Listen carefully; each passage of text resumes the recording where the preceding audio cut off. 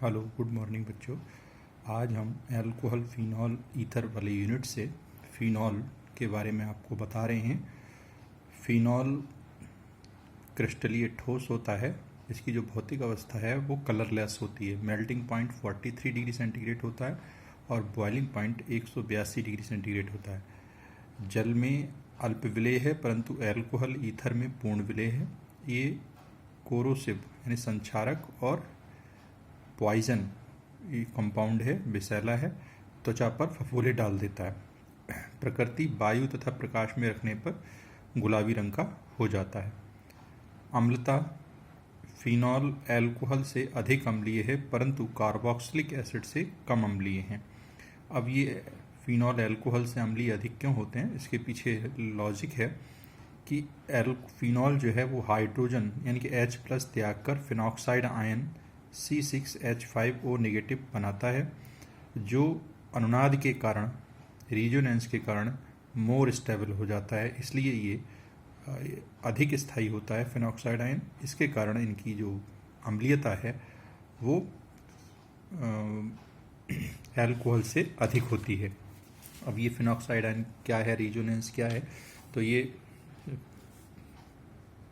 C6H5OH यानी कि phenol है, और ये फिनॉल जो है एक H+ त्याग देगा तो ये अपना इलेक्ट्रॉन इसे दे जाएगा, तो ये फिनॉक्साइड आयन बन जाएगा। अब फिनॉक्साइड आयन में क्या होगा, ये जो लोन पेयर इलेक्ट्रॉन है वो इधर शिफ्ट होगा, तो ये इधर शिफ्टिंग शुरू हो जाएगी, तो ये नेगेटिव आयन इस पे आ जाएगा। अब की बार में ये वाला पाई इलेक्ट्रॉन इधर शिफ्ट कर जाएगा और ये जो है इधर शिफ्टिंग हो जाएगी। तो ये डिफरेंट टाइप के रिजोनेंस हैं, रिजोनेटिंग स्ट्रक्चर्स हैं। तो ये मोर देन स्ट्रक्चर्स हैं, तो इसलिए इनकी जो फिनॉक्साइड आयन है ये रिजोनेंस के कारण मोर स्टेबल होता है और इसीलिए ये अधिक स्थायी भी होता है। जबकि अल्कोहल जो है वो H+ त्याग करके एल्कोक्साइड आयन बनाते हैं, जो केवल विलायक संकरण द्वारा स्थायीकृत होते हैं, अर्थात ये फिनॉक्साइड आयन से कम स्थायी होते हैं। इसलिए फिनॉल अल्कोहल से अधिक अम्लीय होते हैं। प्रश्न पूछा गया था, इसलिए इसको डिस्क्राइब किया गया है। फिर बनाने की विधियाँ, प्रयोगशाला विधि। तो सबसे पहली विधि है C6H5N2Cl बेंजीन डाईएजोनियम क्लोराइड के जलीय विलयन का भाप आसवन करके फिनॉल बनाते हैं। तो भाप आसवन कर दीजिए तो C6H5OH बन जाएगा, N2+ HCl निकल जाएगा। फिर है आर्थोहाइड्रोक्सी सोडियम बेंजोएट को सोडा लाइम के साथ गर्म करके भी फिनॉल बनाते हैं। तो ये हाइड्रोक्सी है, ये सोडियम बेंजोएट है। तो सोडा लाइम के साथ गर्म कर दीजिए, गर्म करने पर Na2CO3 के रूप में निकल जाएगा और ये बन जाएगा आपका फिनॉल। ये दो विधियाँ इसकी प्रयोगशाला विधि हैं। फिर क्लोरोबेंजीन से भी बनाते हैं इसे। तो क्लोरोबेंजीन से कैसे बनाते हैं, उच्च ताप पर 300 डिग्री सेंटीग्रेड ताप पर क्लोरोबेंजीन NaOH से क्रिया करके सोडियम फिनॉक्साइड बनाता है, जो अम्ल से क्रिया करके फिनॉल देता है।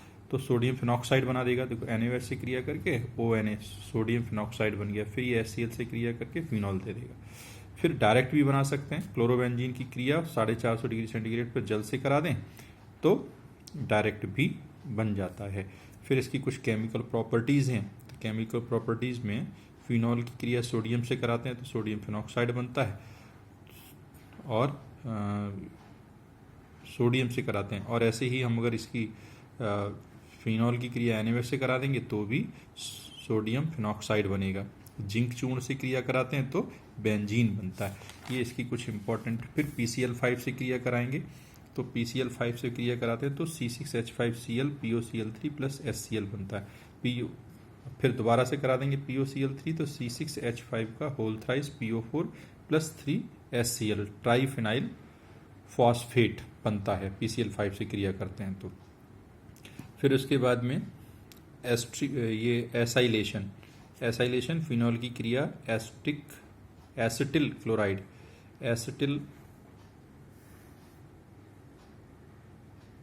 ACTYL एसिटिल क्लोराइड या एसिटिक एनहाइड्राइड से कराते हैं तो फिनाइल एसीटेट बनता है। तो C6H5OH रिएक्शन विद CH3COCl तो C6H5OCO CH3 + HCl। ऐसे ही ये एसिटिक एनहाइड्राइड है, तो एसिटिक एनहाइड्राइड से कराएंगे तो ये अच्छा, यहाँ से H, यहाँ से Cl निकल जाएगा, और यहाँ से ये H और ये CH3COH निकल जाएगा और C6H5CO CH3 बन जाएगा। फिर नाइट्रेशन कराते हैं। ये इम्पॉर्टेंट रिएक्शन है। ठंडे एवं तनु HNO3 से क्रिया कराने पर आर्थो पैरा नाइट्रोफिनॉल बनता है, जिसमें पैरा की मात्रा अधिक होती है। अब ये नाइट्रेशन जब भी कराते हैं तो HNO3 से क्रिया कराते हैं, लेकिन HNO3 को लिखते हैं HONO2 के रूप में, और HOSO3H की उपस्थिति में कराते हैं, मतलब H2SO4 की उपस्थिति में कराते हैं। तो कंसंट्रेट H2SO4 की उपस्थिति में नाइट्रिक अम्ल से क्रिया कराते हैं तो आर्थो नाइट्रोफिनॉल और पैरा नाइट्रोफिनॉल बनता है। फिर इसके बाद में फिनॉल का पहले सल्फोनीकरण कराते हैं, उसके बाद सांद्र HNO3 से क्रिया कराते हैं तो 2,4,6 नाइट्रोफिनॉल बनता है, जिसे पिक्रिक एसिड कहते हैं।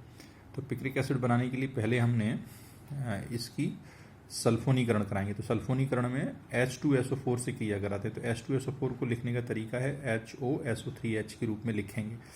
तो ये OH और H2 निकल जाएगा, तो ये बन जाएगा आर्थो हाइड्रोक्सी सल्फोनिक एसिड और ये पैरा हाइड्रोक्सी सल्फोनिक एसिड। फिर इसकी HNO2 से क्रिया करा देंगे, तो HNO2 से क्रिया कराएंगे तो जो खाली स्थान बचे हैं आर्थो और पैरा पे, तो वही बन जाएंगे। देखो जैसे यहाँ है तो यहाँ SO3H है, तो ये और ये इस स्थान पर NO2 आ जाएगा, H2O निकल जाएगा और इन स्थानों पर NO2 आ जाएगा।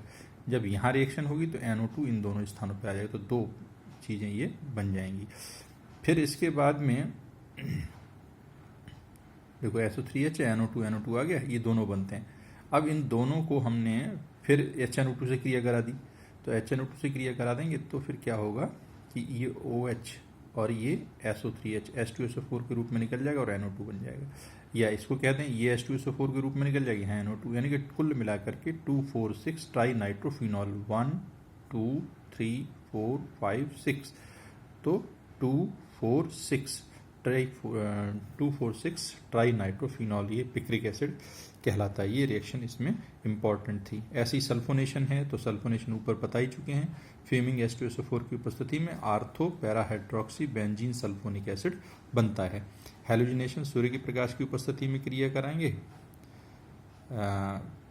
अनुपस्थिति में, सूर्य प्रकाश की अनुपस्थिति में Fe या FeCl3 की उपस्थिति में Cl2 या VRT से क्रिया कराते हैं तो आर्थो पैरा ब्रोमोफिनॉल या 2,4,6 ट्राई ब्रोमोफिनॉल बनता है।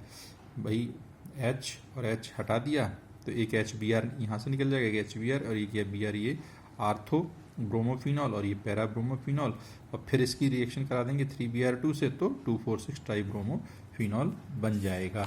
इस तरीके से अन्य रिएक्शंस भी हैं इसकी, जैसे एक कपलिंग रिएक्शन है, बहुत इंपॉर्टेंट है।